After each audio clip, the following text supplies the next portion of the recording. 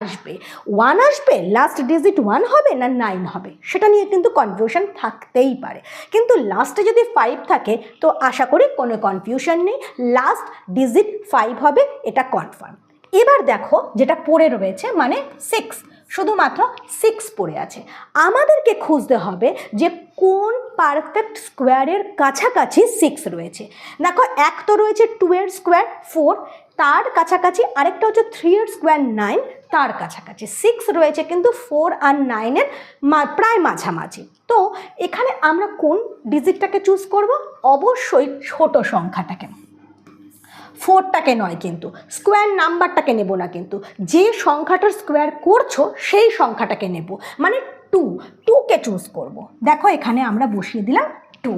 এখানে আমাদের যেহেতু কোনো রকম কোনো কনফিউশন নেই ইউনিট ডিজিট নিয়ে, তাই এর পরে আর কি করার থাকতে পারে সেটা ভাবারও প্রয়োজন নেই, কারণ